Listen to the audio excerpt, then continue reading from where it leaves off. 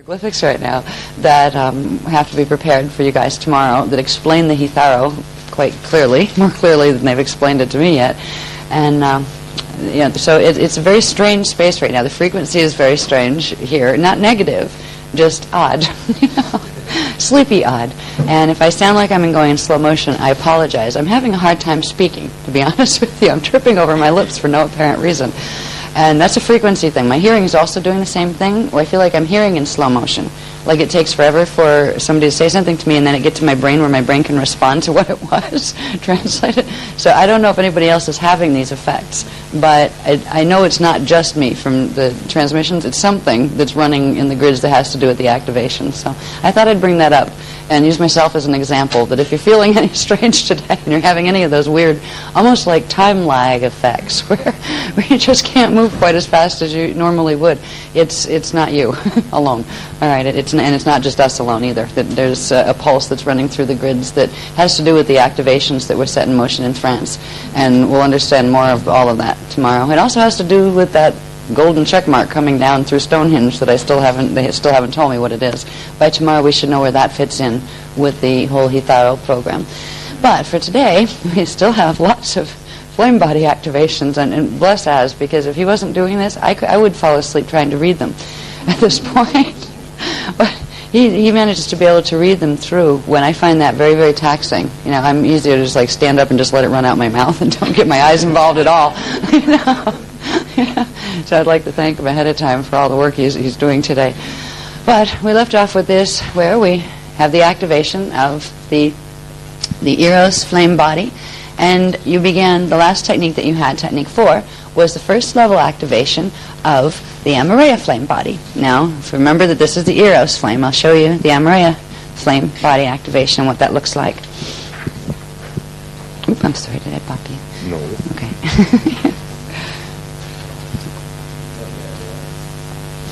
Here we go.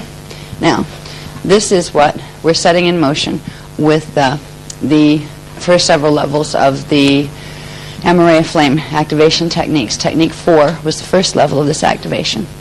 It's the activation of the azurite crystal, as they call it. It's in the azure point, which is that center point where the Amareya flame itself, that center point flame, anchors in the body. This opens up another channel of frequency that goes up into what would be the D4 astral body levels and up into the D5 levels. It also creates release or activation of the dimensional lock 6 seal, which is the mental body of your density 2 soul body.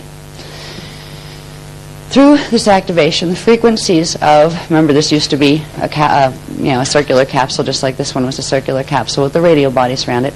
This activates first the Eros flame on the density 2 level, and the process of having the two of them activated on the density 2 level creates activation of the Amareya flame level, which means depolarization of the 3 levels of the radial body, turning it into one flame body instead of 3 polarized levels of the radial body.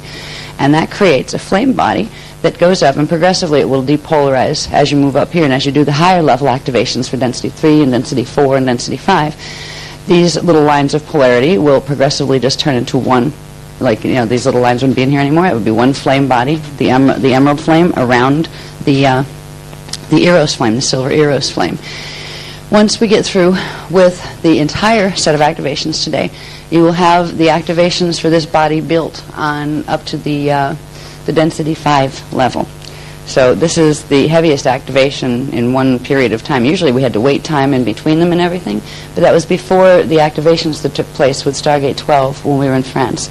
And this is why we're able to run them now. The planetary grids will help support us at this point in running the frequency, so it's hard, and we don't have to wait as long for our shields to be able to handle it. It might put us to sleep while we're doing them, though. It might put us to sleep while I'm talking about them. Yeah. Wake me up when I'm done. That's what it feels like. I very rarely get this, and I did get some sleep last night. I got up at 5, but I'm used to doing that. So there's no excuse for me being as tired as I am, except for the frequencies that are running. So just bear with me. What this does is the azure point connects to the density 2 Duratic shield in the body. In the Cathara grid, it's this center point, the azure. And this begins the opening of these chords and these chords. And the most important thing is to realize you're creating now, and it doesn't just pop and it's there. This begins the initiation of these. Every one of these initiates the activation, which means it first sets the frequencies in motion. After an initiation phase, where the frequency first comes to life in your shields, then there's an activation phase where it progressively builds and gets stronger and stronger in the fields, until finally there's a consummation phase. Sometimes consummations and activations go together, like at the same time in the planetary grids, but usually in smaller shields, like our personal shields and our bodies and things, they'll go on stage. There's initiation, where frequency just starts to run. There's activation as it's running to fill the shields. And then when the shield is full to capacity of the frequency that has been activated in its coding, that's called a consummation point. And it works in the same way in the DNA. When you're doing DNA work, DNA template, you have initiations when the frequency starts, you have activations when the strand is activating, then you have consummation of the strand when the full strand is activated. So it's the same kind of thing with the body levels. We are doing all of literally 5 densities worth of initiations on this, where we're beginning the frequencies moving in. There will be a period of time, and I think this will vary for everybody depending on how much activation level you started with. So if you've been working with these type of techniques for a while, it will go faster, and you will build and consummate that flame body faster than if you just came in. But we still have, no matter if you're just starting or if you've been in it for a while, the planetary grids are going to literally start sparking us into moving faster, our shields moving faster in the activation. So finally, we're getting the support from the planetary grids that's been missing for the last few years, as the D12 frequency was just beginning to activate and just beginning to move into the planetary grids. It hasn't fully consummated in the grids yet, but there's enough of a critical mass of D12 and higher frequency running now with these activations on a planetary level and a galactic and universal level that we can do this fast. So this is really good, and it's going to make the work a lot easier as we go along. Because at some point, when you're running a race, you need to sit down and breathe and just go, where's the water bottle, right? I do believe that there's going to be a point in time somewhere between now and the Hitharo peak, which is going to come in on May 27th, that we're actually going to get a bit of a slowing, as if it's actually a time acceleration. When time accelerates, which means the pulsation rhythm accelerates, it creates the perceivable illusion that time actually slows, because the acceleration creates expansion, which means, let's say, if you looked at time as a series of light bulbs that flash on and off, that partikai, particame, particum, that when time accelerates, you have more light bulbs flashing on than you would if time was moving more slowly. When you have more light bulbs flashing on, there appears to be more moment points within one moment. So it appears that time and space expand. So there should be a point of this, and I will know more tomorrow about when that will occur. I believe there's one coming before the acceleration point that's going to come with the 27th of May. So we'll get a chance to at least sit down and catch our breaths and know that our shields will begin their automatic process. We're going on autopilot with the activations that you'll get by the end of this workshop, which is nice. It means if you do the one little maintenance exercise, which is Technique 8, you do Technique 8 Part 1 once a week, and Technique 8 Part 2, which is like 6 quick steps that you can kind of do subconsciously once you got them memorized. Well, that's it. That's like maintenance. You can do other stuff to make it happen faster. But finally, we get a break. Finally, we also get a break from the constant attack that has been going on. There's been astral attack on the indigos since 2000, since the year 2000, when, particularly September of 2000, when the War Edict was issued. As we were trying to heal grids, both sides of the competing Wisadek races and the Draconian and Anunnaki were both coming after us, because we were healing grids out from under them, and they weren't happy about it. And it wasn't just us running around as Azrites. It was the sleeping indigos as well that were starting to wake up and didn't even know they were indigos, because they were running the indigo frequency. So they were under attack. They were under pressure constantly. There was a frequency fence being beamed at them all the time. All of that stuff is lifting now. We'll talk about the politics of that tomorrow as to why they're really not directly messing with us. There's going to be a little push for, whatever bodies you can snatch before the 27th, go for it. But as long, because after that you won't be able to snatch them. So there's going to be a little bit of that, but it's not the same thing as direct combat, where they're trying to harm you, they're trying to hurt you. And it's there's really a lifting. It's almost like a lifting, a breathing space in our intergalactic karma as indigos, that we're not going to be directly in the line of fire. anymore. And, like the little healers running out on the battlefield and, getting wiped out as everybody else shoots at each other. It's going to be easier for all of us. And we'll get to, during that time, be able to let these sink in, as they say. Let these activations do their autopilot thing, where you go from initiation that you got here to a comfortable rate of activation. And then the objective of it is to have consummation of the flame bodies, to be able to hold the codes, at least for a few moments. It doesn't have to be like I can hold it forever now, right? Because that takes more energy in your shields, and it takes more energy in your atoms to be able to hold an activation indefinitely. But to get through the Hitharo peak, we need to be able to hold it. And it's actually for 1 hour. There's an hour that's going to take place, I believe they said it was May 27th, 11:11 p.m. till May 28th, 12:12 a.m.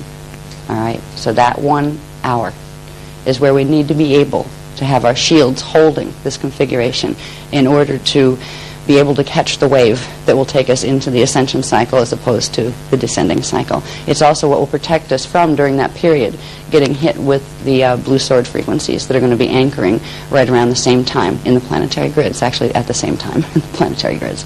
So this is what we're going to do. We started level 1 of this. We're going to go into exercises 5 and 6 after we get done with shadow body, and that will take you into, I forget which levels, because I have like shadow body healing, and then we go back to an activation. Then we have some of them that are both. I want to see which is which here so I can explain it. Let me see. Do you have the thingies here? Yeah, number 4 is next. Yeah, you did number 4, didn't you? Technique 4, yeah. So I just want to see, that was level 1 activation. I want to see what 5 and 6 are, please. 5, all right, 5 is releasing attachments. Now, that's the beginning of the healing process. It's preparation for the shadow healing work. And then 6 is MRA activation level 2. So you will get the next level up, activation, before you leave for the coffee break. And then after that, we'll go through the big ones. This evening ought to be interesting, because the one that I think is one of the most intense is when we get past the ones that you kind of fall asleep through, which are 7 and 8, because they're long and they're intense, and you kind of like wake up at the end of them. Sometimes people can stay awake. It means you can hold more frequency in your body if you can actually stay awake during them. But if you can't, that's okay. You can build that ability. But when you get past 8, then we can go into 9 is an easy one. It's a song one, which is a nice break after all of that. 10 and 11 you can do at home. They're affirmation grids that are power grids. It's like playing the piano of your shields, activating very specific combinations of tones that support the whole process. And then when we get to technique 12, we will be doing that this evening. That's the one I have to, like, at a certain point in here, when it's Az's turn to have the microphone to do the techniques, I have to run upstairs and try to get it typeset. All right, if not, it's going to be in little scribbly notes that we'll read it. You'll have it in paper before you leave, but I can't promise you'll have it in paper tonight. You have part of it already. It's the I think they call it the Rishik shield activation. It's another affirmation grid that's it's LTR grid in Anahazi. That goes with 2 symbol code inductions, and together they form what's called the 12-12 activation. And that's the activation of scepter code 12 and Eka code 12 in the shields. That's the beginning of building beyond. It's the first steps in going into Rishik level activation, which is level 5 activation of the Amaraya flame, and that's only what's called the Veka Amaraya flame. And I'll show you what the difference between a Veka Amaraya flame is, and Eka Amaraya flame, and a Kasha Amaraya flame, and a Kasha Aya Amaraya flame, and a few others. But it's it's a very high level activation, even though by the time you see the graph after this one, you may think it's very small. The universe keeps getting bigger and bigger with this stuff. Anyway, so we're going to do this one, and we will go up to technique 12 tonight.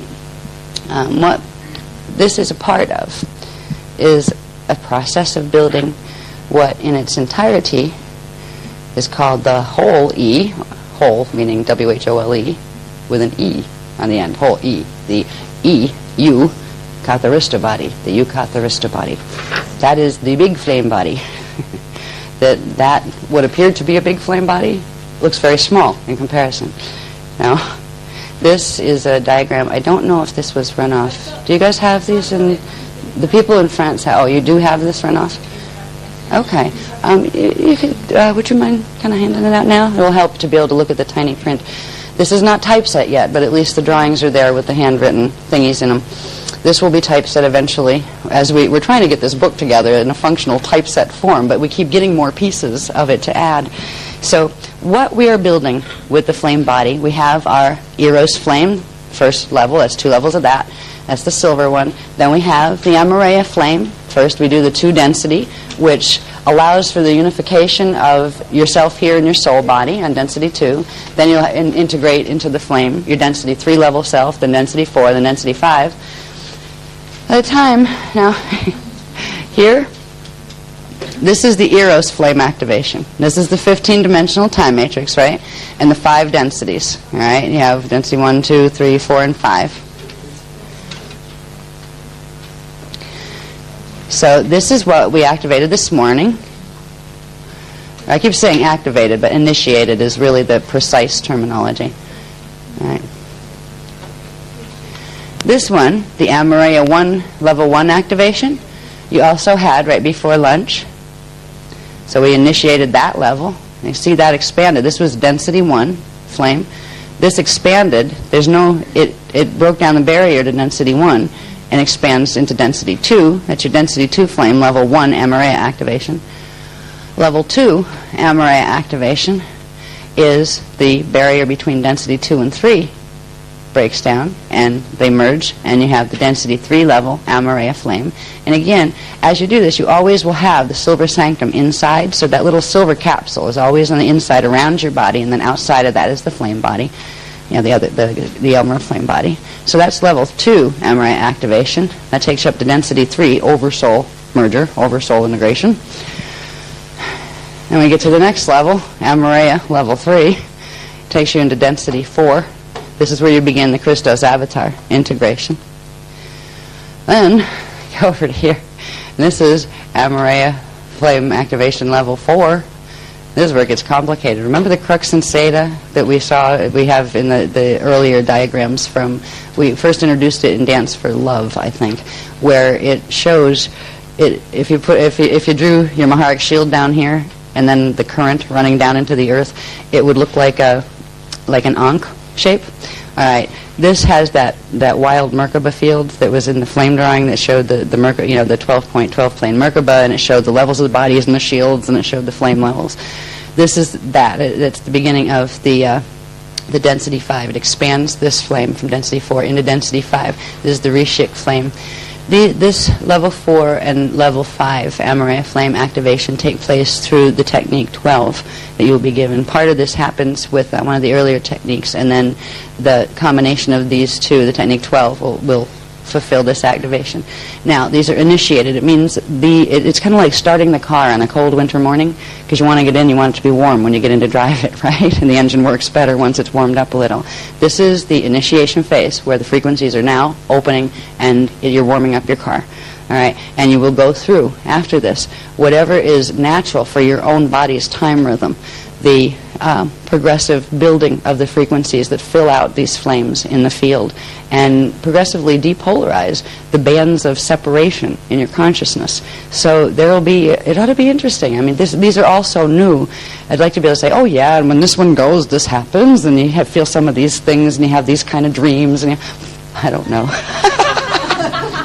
Yeah, but I do know. I mean, we've gone through, we get them first, so it's like we're not teaching you to do anything that we're not doing too. We're in the we get blasted with the frequency first, and it's actually the speakers, the 3 speakers, transmit not just words. They transmit those frequencies into the grid so everybody else can reach them. That's part of what's called the flame holder jobs. And right now the 3 speakers are the 3 flame holders that literally anchor it in the body and then transmit it out. So it's a lot harder on us usually, you know, where when the frequencies hit, they tend to hit us very hard, and that's like, you know, we're crawling around half the time and look half dead. Only sometimes. You know, sometimes we look very, very alive. But then we transduce it down through our bodies and our fields, actually transduce it down for the next level. And the indigos didn't come in haphazardly. Every indigo on the planet is here as part of a shield. the indigo shield, which means everyone has a place. You might be in the center rung that's getting the, like kind of like nailed with a real hard frequency first, that downsteps it to the next little rung, like a bullseye, right? The shield is like a bullseye. There are rungs to the bullseye, or rings around it, that there are levels of indigos that have agreed to come in to hold each step down of the frequency, to literally step down the flame frequencies down into where the human team would kick in. And then the human team with the 12-strand pattern would, again, the ones that had the highest activation would step it down to the next level, the next level, the next level. And the humans are supposed to step it down into the plant and animal kingdoms, or animal and plant kingdom. They would step it down into the mineral kingdoms and atomic kingdom. So it was literally a whole step down. Whoever can, the ones with the highest coding came in on a service contract to hold these frequencies and let their bodies serve as the transducers so the next level could get them. So there's a huge teamwork that's involved. And sometimes you might feel you're ready. Come on, I want my level 4 now. I want my flame. I want to go. I know it's going to be really cool when I get it. I can feel this. I can feel it ready to go. There may be that you're on, say, ring number 4 going out, and it's not time for that ring to activate yet. So there are cycles of indigo activations where yours is tempered by the others in that particular cycle that you agreed and carried the coding to come in with. So it's very different than, how some people say, oh, well, I'm activating at this level. You're not there yet. We can't judge each other that way on it because we agreed to be in service to ourselves and the whole at the same time, which means we'd synchronize our activations with whatever step of the bullseye we came in on. So if you're not getting your activations and you feel frustrated, or you're not having anything happen, or nothing's changed and that kind of stuff, don't get too frustrated. It might not be time yet for your whole ring to activate, but when it does, it usually comes fast and furious. And you usually draw to you other people, and they might be from like all over the planet, they might not be your neighbors, that are in the same activation sequence. So life gets odd when you start to see that emotion, and you start to realize, gosh, there are no accidents, really, are there? There is a design to all of this on both sides. There is the opposite expression design as well that's coming from the other side. But what we're doing as we activate this, we are initiating all of these today, which I think we're setting a precedent as far as cosmic history goes. Because honestly, I don't think we've ever done it this fast before, where in one 24-hour day pulsation period, you had a group of people go through from level 1 all the way up to level 5. And it wouldn't be allowed if it was harmful. So it isn't harmful. It is self-regulating, where your own higher levels of consciousness wouldn't allow too much frequency to be sent through. That's why it's all personal. You will get the initiation now, but how fast that moves through you completely depends on you and what's good for you and what your soul contracts were and when your activation ring is and all that. So it's nothing to be afraid of, which is nice, because when you use some of the other stuff from the other side, you can get some nasty Kundalini activations that floor you for about 3 months. You have emotional body breakdown, you end up in a wacky word for a little while, there's some nasty stuff that can happen when you're not using the divine blueprint and you're activating currents. And that's what some of the other systems are actually doing. But we're not doing that. Once we build this, then, see this shape here, number 6, right?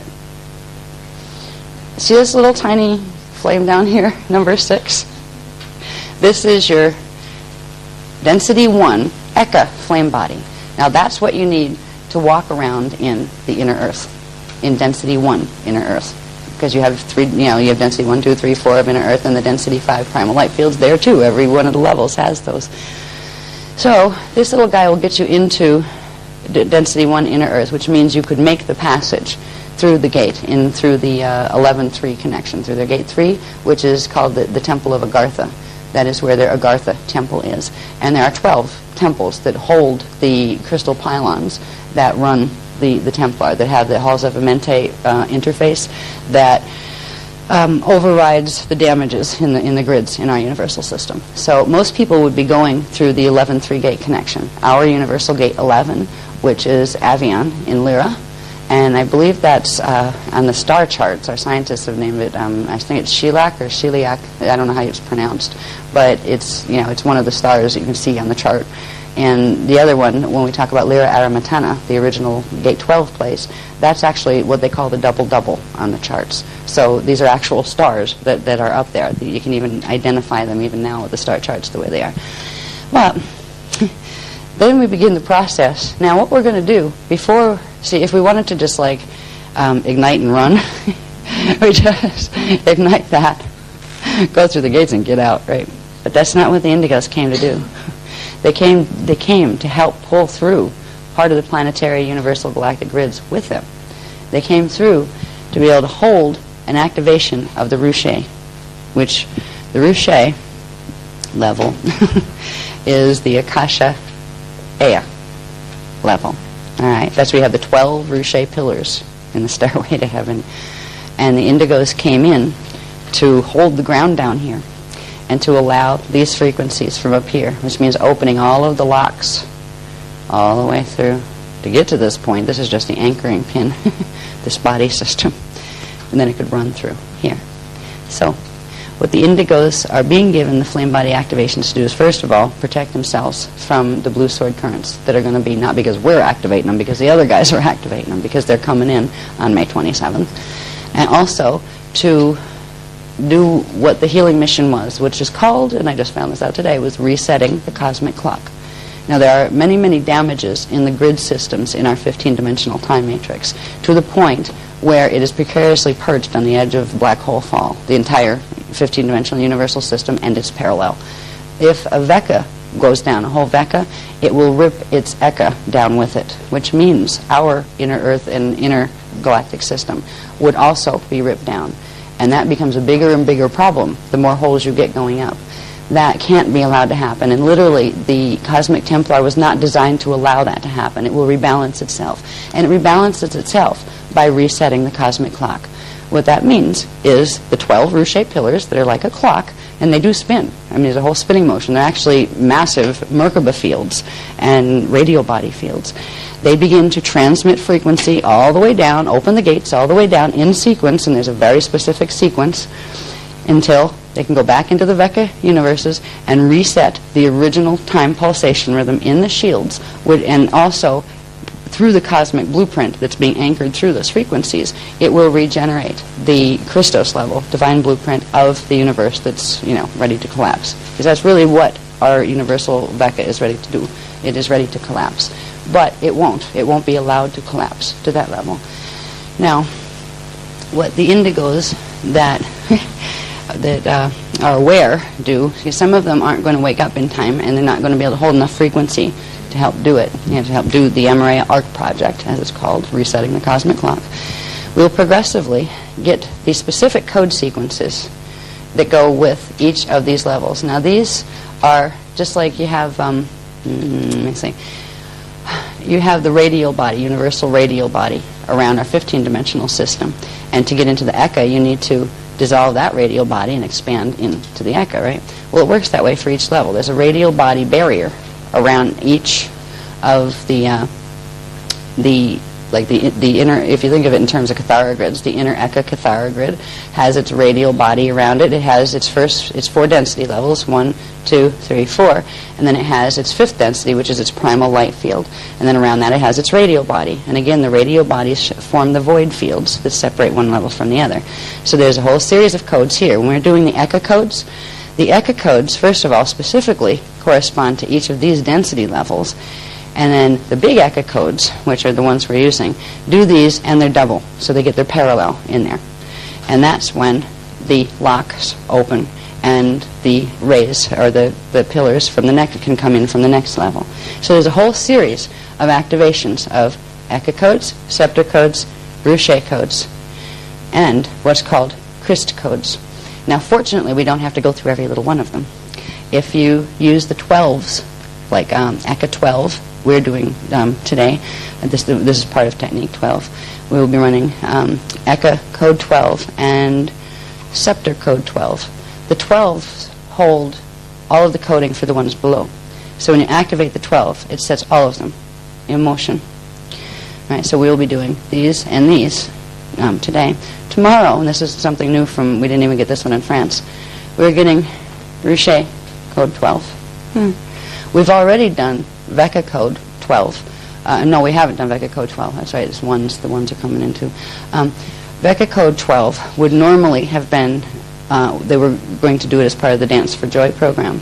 But there's another activation that they used the opportunities that were available with the activation of Stargate 12 while we were in France to create something called the universal level, which is not the cosmic level. These would be cosmic level activations. The universal level, 1111, which was activating the 11 Vecca code, which is the Thun Emanu, and its parallel, and the Vecca code 8, which is called the monadic code. When you use those in a particular way, which we did in France without the explanation, oh, here's this code, it is this, it will activate this, but they didn't tell us about the complex combinations and what they do. This 1111 universal activation that began in the grids in France, and then we were there to pick up the activation, and you'll have that here too. That actually starts the initiation of the Vecca code 12, which is called the Ori menu. Now the Thun Emanu and the Ori Emanu are the two very powerful codes in terms of manifest perception, because the Thun Emanu reprograms to the base 12 pattern the templates for elemental fluids, everything from water to blood to anything that contains elemental fluids. And the Ori Emanu does the same thing for solids, metals and solid elements. So this is where we start to actually move frequency through the matter base heavily, and we haven't worked with them for very long, but these would be like the codes that would be used if you wanted to create healing water for yourself or something, or heal water on the planet. These are the real codes that would be used for those kind of things. There's going to be a lot of things we can have fun playing with once we have them activated, but what they're going to do is give us that final 12 code activation. The way the process works of getting the pillars from here to anchor all the way through down to here is first you open the 12s, which sets in motion the opening of the radial bodies on all levels so the pillars can pass through the gates. And it works on the universal level bodies just like it does on your own bodies. And then there's something called the cosmic 1111, and it's really not 1111, it's 1111. 4 number 1 codes. And they're done by using one code. All right. You have, let's see, Rushai number 1 would be activated. Scepter number 1, Eka number 1, and Vecca number 1 is they're actually already activated. The Bivecca, which was the first one they started us with, all of those are activated through activating what is called number 1, the first one of the Christ codes. The planet is going through its Christ code, Cosmic 1111 activation on May 27th. So this is when a very interesting phenomena takes place. Once the Christ code opens, and it opens all the 1 codes, they open the center point in every one of the shields, which is called the 13th pillar point. Okay, it would be the center point of the Ruche. That's the first thing that needs to come in before any of the other pillars can.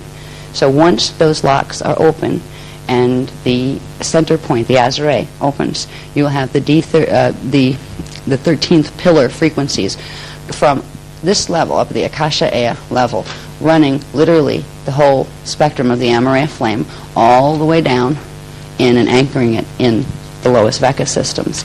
Once that occurs, it triggers the initiation of a series of progressive activations of each of the 12 pillars in the cosmic clock. And we'll talk more about it on a large level, on the universal and planetary level tomorrow. But we're doing the same thing in our fields. If we are going to be able to move through into the higher frequencies when the split of the shields on this planet takes place, we need to catch this wave now and be ready to be able to anchor that 13th pillar when it comes in on the 27th. Because if you can't anchor it, you're going to instead, your body will pick up, your Metatronic codes, like the implants, will pick up the blue sword frequencies instead, and that will begin the process of monadic reversal. So we are being prepared to open up the 12s to set the receiving field and to open up the radial bodies so that the Ruche pillars can pass through all of these levels down into your system.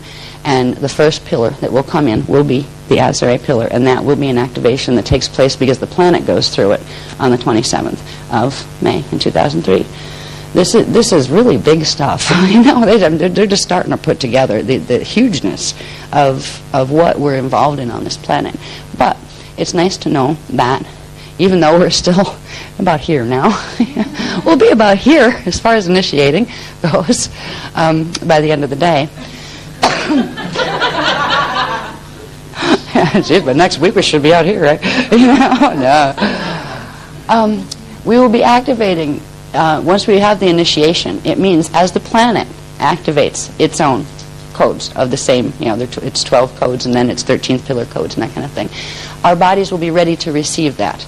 It means that as it activates, in fact, usually the planet activates it first and then we activate it. The flame holders actually help anchor it so the planet can anchor it. Once that happens, then it goes out to everybody else. And if your body can hold the frequency, if you know how to use your inner Templar so it can hold the frequency, you will activate with the grids. What you're doing is getting your time rhythms, which they're called your genetic time codes, which are literally the pulsation rhythms of how often your shields flash off and on, and how often, like dimension 1 versus dimension 2, dimension 3. There's a very specific rhythm of flashing on and off of the shields that has to do with the progression of time.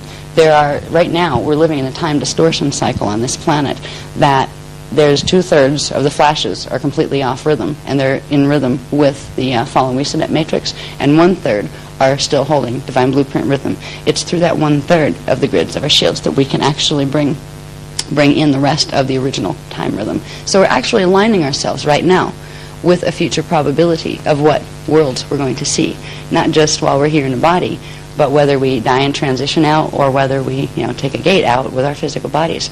We are choosing at this point consciously what future we are going to know as our own. Now, when we get to the point, and we don't have to worry about this by May 27th, we don't have to worry about this, and we're just going to be fixing, like opening the radio body levels here. This is the whole purpose of the activations we're doing, is so we're ready to anchor the 13th pillar, which is the Amareya flame from this level on May 27th. But once we get past all that, there's still a little bit more to the levels of our flame body. We have our Akasha A flame body. We have our Akasha Aya Amareya flame body. Then, when it comes out to here, the Christ codes, by the way, open the locks in the Akasha Aya Amareya flame body. Then there's this other level. Now here you have source over here. This is called the Yukatharista body, which it means unified or in perfect union, the light, sound, one manifestation. So that's what the word actually translates to. Just like light, sound, one was Kathara, Ista means manifestation of, and the EU, and it's funny, it's like the EU, right? Yeah, European Union. That is the point of perfect union, or all union of them manifest. Isn't that funny? I thought that was a riot when it came through. Look at that. I'm glad I moved to England. Yeah, I wonder what USA stands for. I don't know, besides the obvious. But this level, this is the final level of the flame body, that you can actually, if you have 48-strand template of an Ekar indigo, you can bring this entire level all the way through in the frequencies. You can anchor what is called the universal Christ, which would be all of the frequencies of the original 24-point Kathara grid, the 12 of the the 12 of the divine feminine, which would be the Kristalla, and the 12 of the Christos, which would be the divine masculine, and you can anchor the entire amount if necessary. I don't know where that fits in yet, as far as, okay, what do we do after we get through next year? Right? Because we're building to the year 2012, when all of the roof-shaped pillars finally anchor and activate and consummate in the grids, and the shields completely separate at that point. I don't know what that looks like yet, and they haven't given me the technicals on what one might expect at that point. But I have a feeling these frequency levels out here, literally the direct connections to source, the closest to source you can come without being as source completely, right, where you don't even know yourself as separate from yourself. I think they feature in what happens in 2012 or just after, but they haven't told me yet that part of it. They're just trying to get us through the next few years right now. Next few months, the way it's looking. We're doing good, though. I mean, for the amount of data, this is major Templar mechanics. These are things that hardly even fit into this time cycle on the planetary level. So I think people are doing really, really well, where they can go for 3 days in a workshop and learn what it used to take 300 years to learn. It's pretty economical, Why waste time? So it may seem big, but what seems really huge right now, because there'll be such another big piece of information by next year this time, this will all seem really easy and small. Right? That's how it tends to work. Yeah. It's like you move into an apartment and you say, wow, this is really big, I really like this space. And then you move to another apartment, you move out of that one, and you don't realize how tiny that one was until you get into the bigger one. It just keeps doing that. Reality keeps expanding, and I think we're going to continue to experience that, and it's probably going to be more profound as we go along. But there are 3 seals left, or 3 locks left, that are considered the Divine Trinity locks. We have sets of 12 all the way here as far as the density locks, key codes, but there's only 3 left that are the eternal locks, really, that separate the ire, the mene, and the manu force. A being can come in, experience the whole thing, anchor it in the body, and then activate these in its own template to go back out. But these will always stay in relation to the cosmic field, because if you depolarize those, it would fold the whole thing up and bring it all back in, and there would only be the oneness of God. So everything in manifestation, the whole hologram, the whole illusion, and everybody running around in it would just be back to the original point of I am God, without having bodies to run around in or matter forms to play with. And that wasn't the original intention of God, so these are the eternal lock keys that you can, once you get to this point of expansion, you can go back home if you want to, but you can't take the whole universe with you. Right? Yeah, now God could, if God wanted to, make that choice, but that would actually be choosing the opposite expression of the original divine intention, which is to create a perpetual life, love-based, free will, universal manifestation system. So, but this is the flame body that we've been talking about. The Eukatharista body is the biggest level, the Eukatharista Amareya, and that, again, has the original Amareya flame of divine love that the entire creation was manufactured within and through. So this is our living connection to not only our ascendant master level of self, but directly to God's source, all the way up through the stairway to heaven. This is what our bodies look like. Right now we look in a mirror and we see a physical body and we say, oh, that's me, that's what I look like. We don't see 99% of ourselves. This is ourself. We look like beautiful flaming balls of light and symphonies of song. It's really interesting because sometimes when some of the ones from the echo worlds try to contact you, they'll actually do brief manifestations where they appear as these radiant balls of light, and you'll see like a little body form in there. You won't even be able to see the detail because it's so bright. There's just so much light. When we went to Peru the first time in 2000, and that was before the war edict was issued, we were contacted there by a group called the Huachianas, which were the Gold Flame Ascendant Masters groups, and that's how they originally appeared. I said, oh, that's cool. How do you do that? This is how you do that. I got my question answered a couple of years later. But if you start having experiences with that, there's a difference too, because some of the others do smaller. They can do light bodies. Okay, they can make spheres of energy, and you'll see a lot of blue balls flying around. All right, there's a lot of visitations that take place with like either large or small, or little groups of small, little blue balls of light that fly around, and you'll get them telepathically, and they'll talk to you. This is when you're talking to the Wissadet crew. Usually, it's the Palladian ones, which are the D5 connection to them. So it's really the best way to tell. You can't, there's an old saying, and I forget where it came from. It might have been, I think it was another set of beliefs, but they're actually right on this one, where they had said, the light can deceive, but the sound never lies. Now the sound is the intrinsic vibration. Okay? The light is the holographic projection, which the Wissadet groups and even the phantom groups became experts at manipulating. They could give you any illusion, any hologram, any distortion of light that could make you see any image. But if you learn to feel beyond that and look beyond the face, look beyond the shape and the form, and feel the resonance, you can tell whether it's fallen or not. Now, if you have a lot of fallen coding in your own template, you will find more resonance with one of them than you would with one of the ones carrying the Christos template. If you have a bit of both, you'd be confused for a while until you activate more of your Christos template, clear some more of the reversals, where you'd start to realize you're opening a sense where you can start to feel the difference.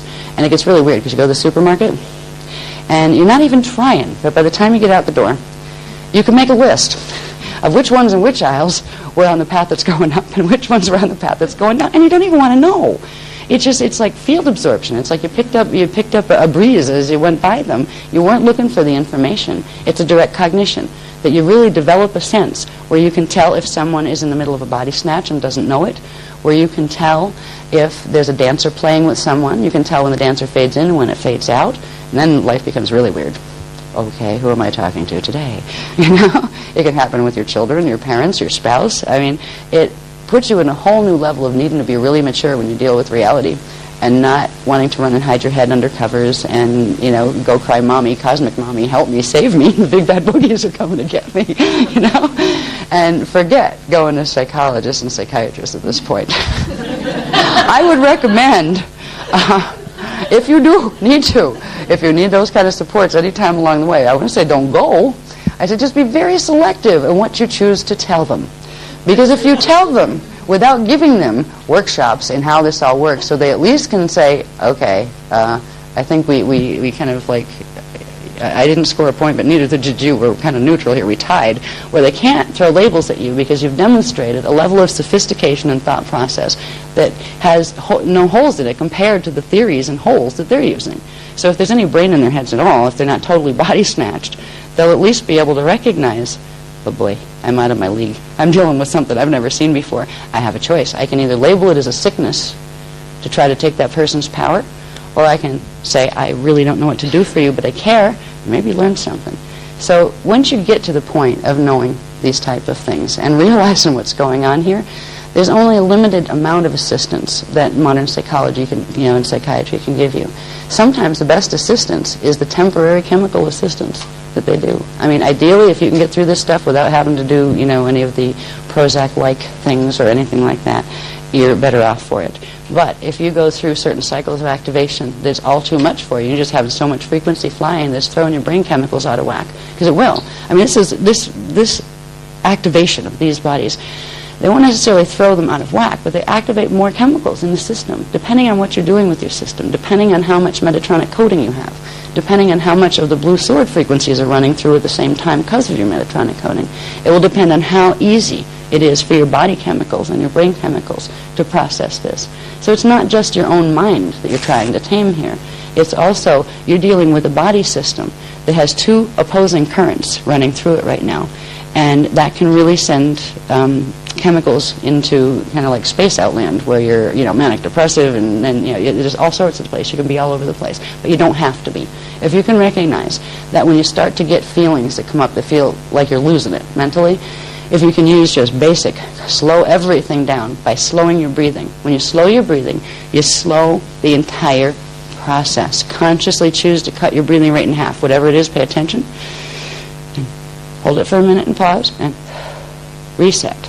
You can calm yourself down and calm your chemicals down and calm your shields down if they're activating too much when you go through these. So it's good to know that these things are there so they don't come up and bite you.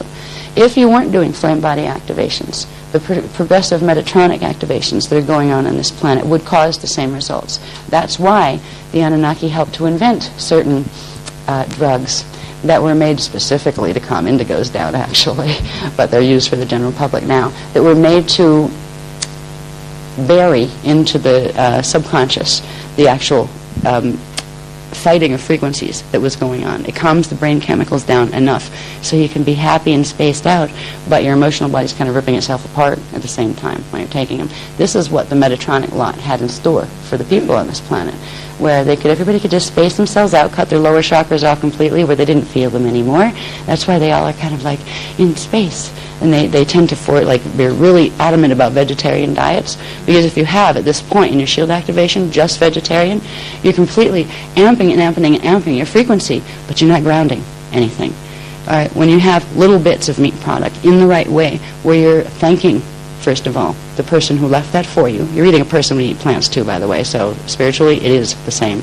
But when you eat meats, certain kinds, particularly the ones that are organic, where they've been given the freedom to have a life and not just be raised in horrible conditions. Those beings have come to actually assist us in this process. You can have meat if you eat it in the right way without creating a spiritual violation. The right way is to say, I thank you for the gift, whoever you were, that allowed me to have this. Realize the soul of that being is still around and still aware of what you're saying. And you use your ability to run D12 frequency through the meat before you eat it. What this does is releases trapped portions of the soul that's stuck in there. So you're helping the soul that was in that food that used to be a meat person, a being, animal, to free itself so it can get out of density 1. So there are ways. This is the same thing with and it's funny. You go to my house and we have pelts, like sheep pelts and those kind of things. Be like, oh, how can you do fur? It's like, well, first of all, I didn't kill the sheep. Second of all, I was asked to. I get drawn to, and so does Az, to certain things that are from animals, that the animals are still trapped. All right, what are they going to do? They're going to stay in density 1. They're probably going to go through the fall if somebody doesn't release them from the parts of their matter bodies that they're still stuck to, because that pelt is the remnants of their template, and it's still stuck here unless somebody upgrades the template, turns the reversals around. I plan to bring our pelts with us whenever we go through gates, which means, and this is a gift that's known. All right, the animals that were in those skins know that what we're doing. I mean, we actively clear the frequencies out to release them. And there's a gratitude where they're very happy that it's like they say, yes, have the pelt. I'm glad you have it there. Remember me by this. And feel the love. And the pelts that we have hold this love vibration when you sit on them and things. Because the animals that were connected to them gave them. They weren't taken. And there was a gift that we gave first. So there's a whole different type of relationship you can have with food stuff that you can have with animal products. Just because it's vegetarian doesn't mean it's necessarily spiritually higher. What it means is it'll raise your frequency. If you eat too much plant stuff, you turn yourself into a plant almost that way. But that doesn't allow the frequencies to come down and anchor in the lower 3 chakras. So it's being cut off at the astral body level. There's lots of tricks that have been run in the New Age movement. It doesn't mean it's bad to be a vegetarian. Balance is what's important. Even if you have just a little bit of a meat product or something with a heavy protein in it once a week, that should give you enough to balance. But if you feel lightheaded a lot and you're getting skinny and scrawny, that's showing you something. It's showing you're helping to feed the Weesadex, and they're sucking energy off you because you're raising your frequencies into a certain range through certain types of diet that allow them to plug in and pull more frequency. And it also assists in the activation of the Metatronic implants when you go strictly just vegetarian. And the vegetarian people are usually very spiritually minded people, conscious. They want to not only take care of their own bodies, and they think that's the best way to do it, but they also want to honor the animal kingdom and not eat that. Most of them don't think about the fact that plants and animals are equal and they're both spiritual beings. So you're still eating a being, a person, and plants are kind of they don't like it or not like it any more than animals do, any more than you might, right? So there's a whole different level of things on the 3D level that we can do to either support or not support the activation of this body. We're going to be learning some of those in this little hiatus time that I think we're going to have. We don't have a workshop scheduled, God forbid, until February for us to have December, January, almost 3 months off where all we have to do is not go anywhere and just do the work at home. That hasn't happened in 2.5 years or whatever it is. So we're going to be given some of the information on these relationships with the plant and animal kingdom and what are really Christos relationships and what supports us in them and what doesn't. And it's all about helping us and helping the animals and the plants because they need to build this too. If they're going to go through, they need to build their own version of this flame body. Most of them don't have even 12 strands to deal with, which means we are their host matrix. It means it's through our templates on this planet that the plants and animals and rocks and crystals will be able to get through. Because we'll fill in the frequencies in their template, and we will take their templates with us. And if we don't do that, they get stuck too. So there's... Hmm? Oh, what? I wouldn't recommend it. That's an interesting question. Can we eat humans to help them? I could go into that, but I'm not going to in this one. No, it doesn't mean just because it is healthy to eat a bit of meat that you should go out and like start finding, the local butcher that sells humans, because humans are capable, first of all, of doing this for themselves, where they don't need something else to ingest them to take them through. That's part of it. All right. When we eat an animal, we don't eat its soul unless we eat it, the meat, without clearing the template first. Then we did ingest a piece of its soul. If we want to help it set its soul free so we can go higher and not be stuck in density 1, you clear it first. That allows it to finish its bardo, which means finish its natural separation of its D3 levels of particle consciousness that belong down here. If it didn't come in with a 12-strand pattern, it didn't have the ability to transmutate on its own. But it can release its soul level to the next level to incarnate. The problem with animal stuff is they get stuck down here because they're stuck in the flesh because of the reversals. Clear the reversals, it frees the soul, and all you are doing is kind of like recycling a part of the natural elemental kingdom that is here. All right, so that's the difference between eating animals versus plants versus humans. Interesting question, though. It's amazing what some people come up with. Anyway, how are we doing on time, by the way? What time is it? 25 to 4. Okay. Now, we're going to do a really quick course on shadow body anatomy so we can get to the activation parts, because we have two, I don't think they're very long, actually 4 or 6, two moderate activations to do before we go for the coffee break. And what I'm trying to do is, because we have the 12 of them to get done today, and that's in preparation so we can finish the rest tomorrow so you can go home with this all initiated, I'm trying to break it up so you don't have to sit through a string of like 6 of them where you're ready to fall off the chair, or you can't even get off the chair when you try to because you're all stiff and stuff, right? Yeah. So this is why I'd like to get 2 more in before we do the coffee break, and that's supposed to be at 4 o'clock. So I'm going to speak really quickly going through shadow body. But shadow body we've already spoke a lot about, so it's really a matter of just showing parts. All right. We've already gone through what it is, basically where it comes from. But this is what it looks like.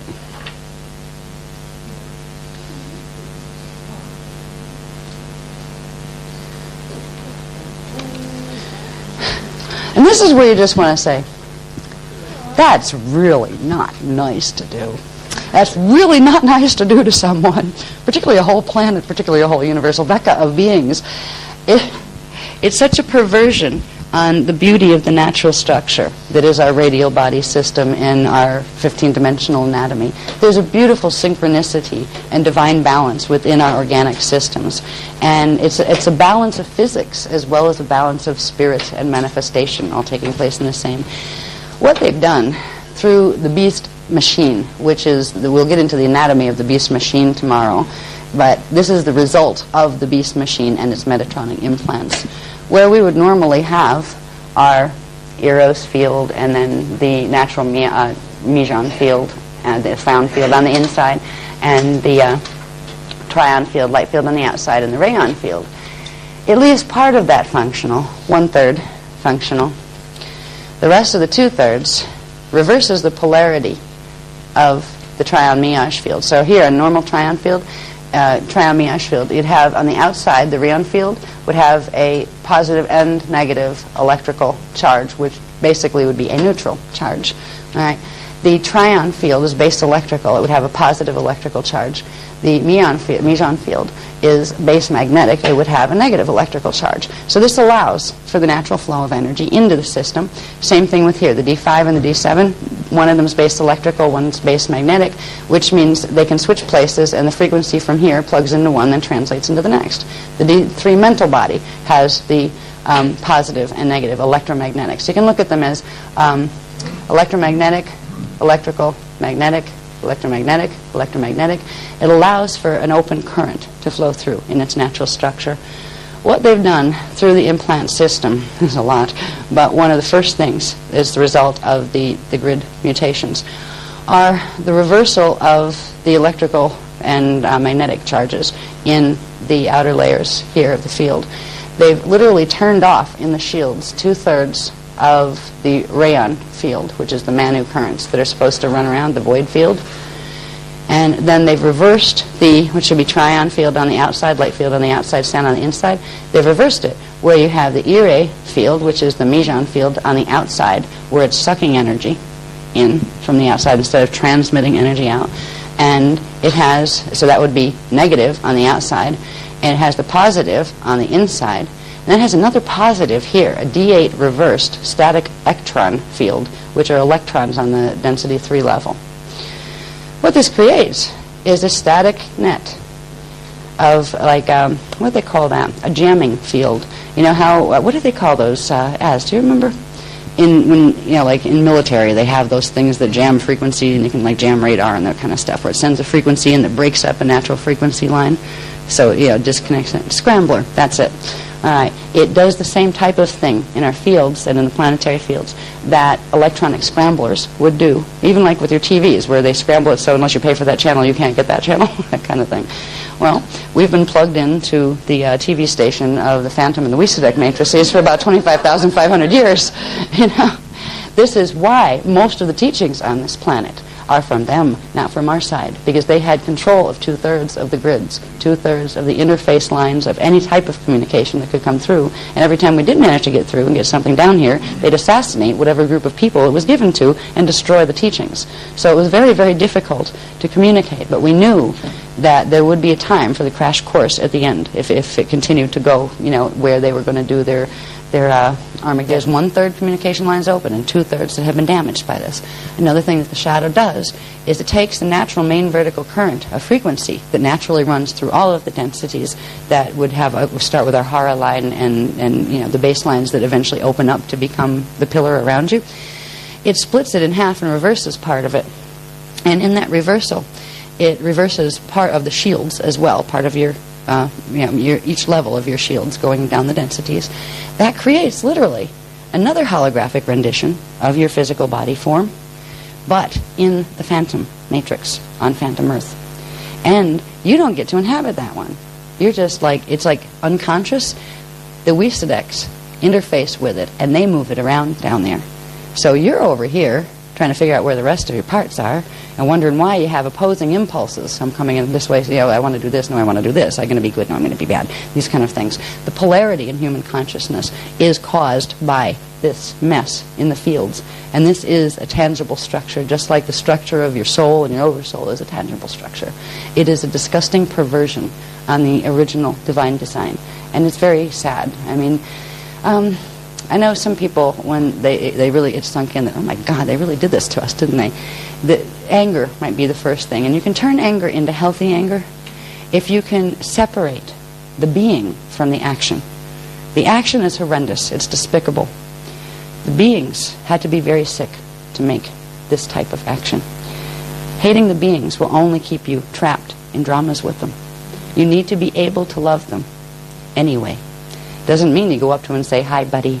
I know you'll rip my face off still, but I still love you. You don't put yourself in their line of fire. You get smart enough not to.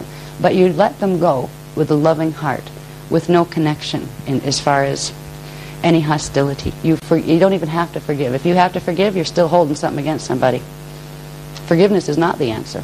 It might be a step toward the answer, because at least it gets you out of directly projecting your hatred on someone. But it is not the answer, because it still implies that if you think you need to forgive somebody, it implies you are judging them by their actions as opposed to judging their actions. All right? Because you don't need to forgive them for being what they are.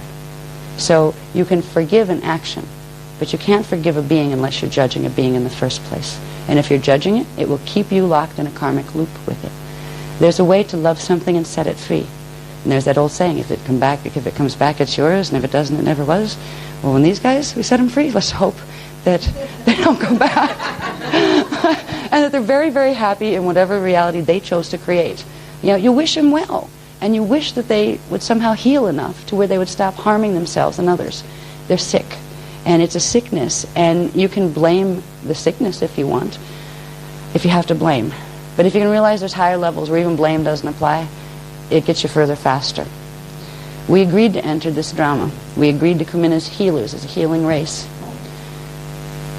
Maybe we wanted to learn the lessons of what that meant.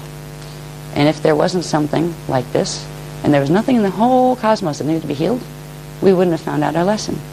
So there is an ultimate balance, even though things like this mess were not of God's intention. God knew that things like this could potentially come into manifestation through the opposite expression of free will. But God did not choose that as what it was intended. But God allows it. It will also rebalance itself. But if we can just let go of all of it to a place where you can... Compassion. As opposed to forgiveness. Compassion is important, but that's not really it either. All right? Compassion leaves open doorways for empathy to the level where you can get attached again. Loving detachment. Loving detachment. It's kind of like a bad relationship with somebody who used to beat you up all the time. You might love them to bits, but they're just really sick. And no matter what you've tried to do, no matter what it is, I mean, you've even let them almost kill you, but they're still not going to change. They're so sick that you can't fix it. You have to recognize that, okay, on my own, I can't do this. But you can realize that there is an ultimate healing in relation to God and their relationship with God, and trust God and God's source to take care of them in the best and most merciful and loving way possible, even when they're acting despicably. But get yourself out of the relationship. If you can't fix it, if you can't help them, you're not going to do anything but make the matter worse by letting yourself be harmed, by letting yourself be kicked around or eventually, annihilated. So this is really what it's about. But you can let go in a situation like that without blame. All right? And if you can, even saying they're sick is a label.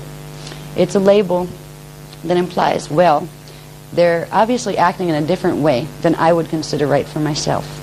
See, there are higher lessons in this. Even though God didn't intend it, God allows it, but God knows too with that allowance there is a limit, and the matrix will reset itself. And if you get caught in that because you abused it so bad, don't come crying to me, is basically what the answer is from God. I will always love you, and you can never be away from me. You always be a part of me, whether you're in tiny pieces or whether you're as a whole being that can ascend in and out of the matrix.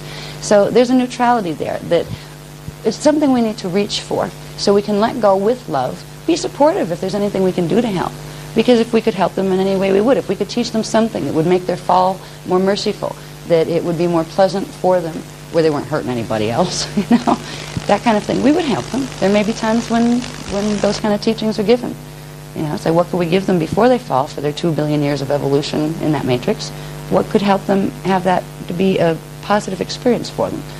Those kind of things. Anyway, I want to get on to just explaining more of the technicals of the anatomy. There's a lot on the spiritual, conceptual, bigger realities involved. But the first problem we need to deal with, and it's not a problem, it's a challenge, is identifying what the structure is we're using the flame bodies to clear. It's created by the Metatronic implants. It creates all this static in your field where it's like a television that just can't, somebody knocked the antenna off the roof. It just can't pick up the stations the right way anymore. And the stations are your soul, your oversoul, your avatar level, and all that stuff. All right? Now, we will progressively be clearing this mess through the flame body activations. And this part of ourselves here, the part that's holding 2/3 of our energy, the shadow body, that they use to run around in Phantom. That's how they got themselves as consciousness into Phantom. And by pushing from the shadow bodies into our bodies here through this apparatus, this is how they do possession. Now, there are, I think it's 20 million of them. Was it 20 million left? Do you remember? 20 million that were coming in on May 27th. There's a bunch of people who've been quite Metatronic, and they have got enough reversals in their templates where on May 27th there is a wave of the shadow dancers coming into body on planet through those bodies. They're going in for the final body snatch, and there's, I believe, a wave of 20 million of them coming in. They're the one, and they're all over the place, from children all the way up to old people, from people in high political power to people who are the janitor. They're coming in to influence and to move forward the one world order agenda here that has to do with the Armageddon battle that the two WeSedet groups want to fight with each other We just happen to be here as horrified observers, and we're going to get caught in the middle of it and need our flame bodies to help balance it. But they're going to be coming in with these other activations that are taking place on the 27th. This particular group of them are their high elite. They are called the magentas. And a magenta is a body pattern that used to be a high indigo that was corded and got it to the point of monadic reversal where a D11 dark avatar could come into it. The magentas are a new race. They're very proud of their race. They created a new race by grabbing the body imprint of another one and completely emerging into it. They can walk on our planet now because of this. Before, they were stuck in their matrix over in the Wisdom, and they could thought impulse us and that kind of thing. But with this beast apparatus that gave them the ability to create a shadow body that they could keep our mental body out of so they could move their mental body into, they got the shadow body, and they can do all sorts of stuff in the phantom matrix. And because that shadow body is directly connected to us, they can move and open the conduits directly into our body, which means get on our planet. Yes.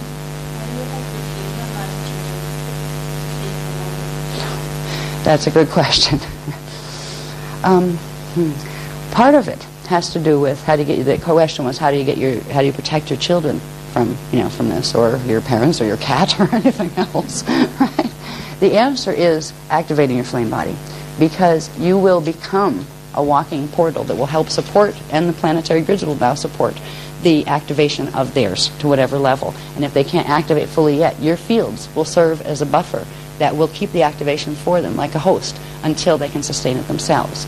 So you don't need to try to teach your kid 500 million steps. Your kid's 4 years old and you're going to try to run them through conscious flame body activations. Good luck. There are some things that get scary. I mean, with us, we've had some interesting experiences with some of my children. I have 3 children. And there's one of them that sometimes has issues with a dancer that wants that body real bad. And we literally have to down boy, ouch, I mean, yeah, and she's aware of it. This person is aware of it. She's older now, and so it's not like trying to deal with it in a small child. But there's going to be a challenge for people who have what are called indigo 3s, which were part of a bioregenesis experiment that the Guardians had agreed to before the War Edict was issued, that allowed one of the Nephilim souls that could still go into bioregenesis to come into a body with an Orifeme human soul on a 12-strand pattern. So that Orifeme would kind of be the overseer, so the Nephilim didn't go out of control, and help it reverse its reversals back to normal so it could regain its Christos imprint. These are the ones that the Weesadex are now snatching to make the magentas. They are taking that connection to the Nephilim soul and pushing right through it and bouncing the Orifemes out of the bodies. So the indigo 3s are under attack. They're the primary targets because they're the easiest ones to get into right now. There's a lot we'll learn about, all right, how do we help others? The first thing we need to do is help ourselves, and that's one of the best ways to help everybody else too. Because again, when you get that flame field activated here, it starts to progressively clear this mess out of your field. And when you walk around anywhere, you are progressively carrying that new healed pattern wherever you go. So you'll help your kids to heal, you'll help your neighbors to heal, you'll help the trees in your yard to heal, all sorts of things. We become walking portals to the Christos pattern. We become walking carriers of the Christos flame. So it's almost like putting healing and how do we help others on autopilot too. Just be who you are. Take care of your own house, which is your flame body, and the rest will fall into place. Know that in taking care of you, you will take care of the others, and you will help take care of the planet as well. And also know that your children you don't know who your children are. All right? We know what we named them. We know what they looked like when they popped out. But do we know who they were when they came into soul integration? Probably from another lifetime. If we check the records, we knew them, but they might have been our father or our husband or the person who killed us last time. You never know. Love them loosely, but don't let go is kind of the answer. Hold on loosely, but don't let go. Keep your flame alive. And what we do for our children, he has children of his own too from his previous marriage, and we both, even though it's remote for a lot of them, we will send now the flame body activations right to their Maharic shield and talk to their avatar. Their avatars have given us permission to do it, and just send the frequencies, and then their avatar takes it from there. So we just set a grounding field. We just literally project the flame and watch it pop their Maharic shield. And sometimes, if there's a crisis, you can actually run your own shield like you do a Maharic seal, but now you can run Technique 8 instead, and actually imagine that you're running it in their body as well. Now you have to be real careful with this, so you're not violating anybody's free will. But if it's a child that came to you biologically or through official adoption that is your child and you are the primary custodian and that child is still a child or an adult that is not fully, where you can't explain something to them where they could make the choice to do it themselves, you can at times be guided by their own avatar to assist in that way where you can actually run it directly in their bodies while you're running it in your own. So there's a lot of things we'll learn about that. What we got to do first is get it going in our own body. So let's see about this. I want to see if there's anything more. Oh yeah, this connection here, the way the Metatronic implants connect to the shadow body creates an interesting effect when you try to astral project. Forget the natural projection line where you'd come out that way.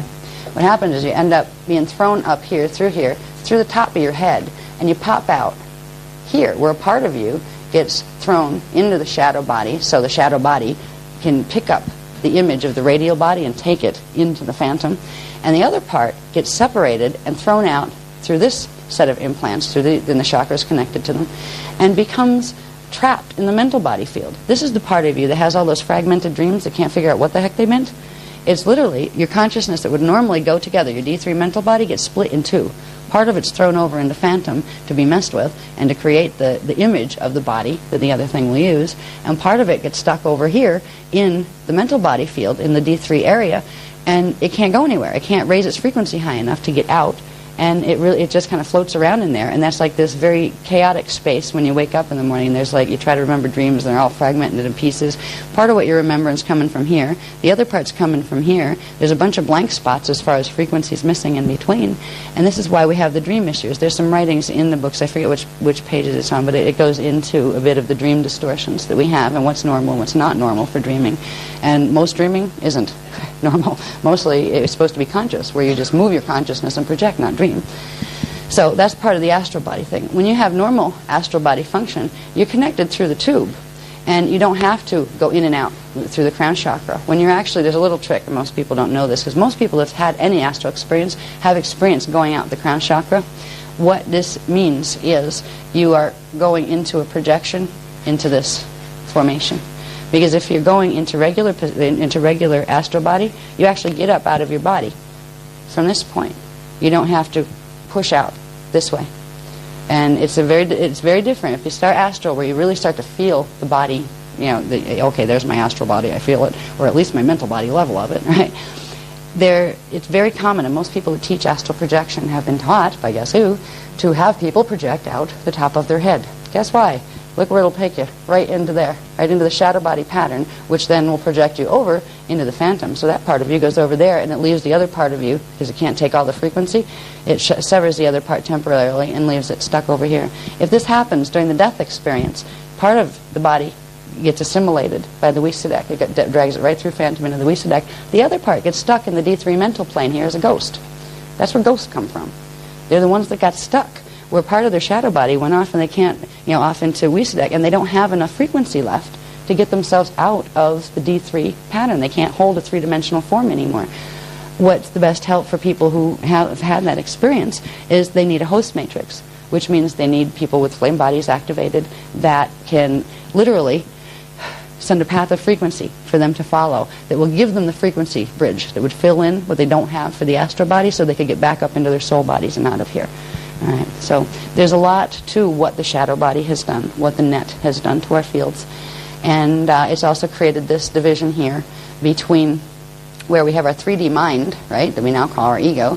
Down here is the D2 elemental body and our emotional body. We didn't have a subconscious before. We were fully conscious of our D1 atomic parts, our D2 elemental parts, and our D3 conscious parts, and the rest of ourselves. What it did was create the subconscious mind as well. It made a division between the mental body focus, which is the part that comes out here, and we have a little bit of the D2 elemental body here, which is a little bit of the emotional relationship. We feel a little bit of the emotion, but it has turned off our 3D awareness of all of this consciousness and what it's perceiving. And it's turned off the chaos that's taking place in the D2 elemental body because it is directly sandwiched in and being controlled by the shadow body. So all these messes in the field and all this static field here, this is what's going to be healing with the flame body activations. And that's why they're so important, because this is, It's quite a major mess. It's not a small implant system, but it isn't invincible either. And the flame body activations have always been what they'd feared most, because they have the ability to set humans free and set the planet free and set this universal vector free. And they knew if we got it, we would do it. That there would be, the indigos would come in and the humans would come in, and we would help restore the divine blueprint, and that's what we're doing. This just again shows you the static mess, shows you how it creates this image of you in the phantom, like we'd be on phantom Earth, that these guys are actually running around in. So they just use a part of our mental body to create the mental image, taking our mental image of ourselves through this distorted trion-meage field to pick up an electromagnetic imprint and bring that imprint over here where then they can project over and run around in it. What they're planning to do now is to literally, they're moving through phantom, and we're actually moving together. They're trying to bring the two axes together where they're progressively moving through into taking over the phantom bodies and then planning to move in to take over the physical bodies as well. It means your consciousness would be assimilated if it fully happens. It would shatter your D12, base 12 template, and they would literally only take base 8, or 8 out of your subfrequency bands out of every dimension, and glue it into one of theirs, and not glue it, but electromagnetically speaking, right, through the implant system. And that would create the Metatronic bond, which is the only way to sever it, is the literal splitting of the atom and shattering of the templates. So this is what we're going to clear so this mess doesn't happen, because this is moving toward us this way, and we're moving toward it. I think that's all I need to show you on there. Oh, this shows too the heart implants. This line here would represent what's called the fire sword, or the blue fire sword current, which is D13 reverse base 8 current. It's formed by forcing together D6 reverse current from phantom that belonged to us originally, and D7 reverse current from the Wissadet matrix that forms an artificial D13. It's artificial light. It's a D13 artificial light field. It's not as strong as the natural artificial light field, but it's still a frequency to contend with. This is called, collectively, it's called the flaming blue sword of Archangel Michael, because of the formation it will enter our system in. And this is the fire sword activation that's going to take place on May 27th of 2003. They're sending in their fire sword. And that's why, that's the date when the array of flame has to anchor at the same time. And that's what we'll talk about tomorrow, called the Hitharo, which is the ability to mercifully separate the shields so they don't literally electromagnetically fight till they implode. Because people that are stuck on the planet now, this planet was going to end up vaporizing itself by what's called a red pulse, a D1 photosonic pulse that comes through when the templates can't handle that frequency. They implode. And it's because this flame sword was coming through that these problems are here. And that flame sword is part of the beast mechanism that we'll talk about tomorrow, the machine that is the beast. Okay, I think we're getting there. Yeah, we already looked at that one, actually, in a different way. I just want to show you an auric field, too, because here's a little trick. I know somebody teaching you how to activate these new special little chakras down below your feet. I wouldn't if I were you. No, do I have this upside down? Yeah, I do. There we go. What these implants in the body do is they are anchored in, and they manifest. Each level manifests on each level. So your soul body is having the same problem, your density 2 body and your density 3 body. But for you here and your auric field levels, what it means is you have the implants, the 4 black hearts here. You have the 666 beast here, right where the MRA activation is taking place. And you have the what's called Metatron's Eye, or the Avalon Seal, the thing that activated on March 23rd that started the Plan B evac program. That would be up here in chakra 10.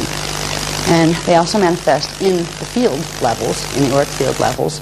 And, these correspond. This would be the 666 seal at right between D6 and D7. So these are all positioned in the field in relation to their position really on the Cathara grid, which would be their positions here. But what this does also in the auric field is when the 4 of them fully activate, the 4 hearts fully activate. Let's see, they force open 4 artificial chakra auric field black holes right here down below the feet. They force these open. There's one particular person whose name I won't mention, but he loves to talk with Toth, who is teaching you consciously how to activate these very special chakras down below your feet. Well, yeah, if you want to fall right down a black hole, go for it. But they're not telling you that. This is stuff that just makes me want to, whoa, you know, how dare you? How dare you lie to people like that with a grin on your face yet? You know, because they smile and they use the calm voices as they teach you how to do this stuff, to damage yourself to death. And when you try to point out to them, you know what I've tried to do? I tried to do it in America, and I haven't had one that had the guts to do it yet. And I challenge any one of them in a loving way to a panel discussion with a set of questions that just have to do about technology, understanding body parts, understanding structure, and I would like to see us just speak and answer the questions. I would like to see how each of us handled a set of neutral questions that weren't biased to try to nail any one of us, right? And I've literally, there's been invites to some of the major big names there, and they won't touch it. So it's like, it would be nice to do that just so people could see for themselves and feel for themselves. You can tell when somebody lost it and they're trying to fudge their way through something, or when they actually know something.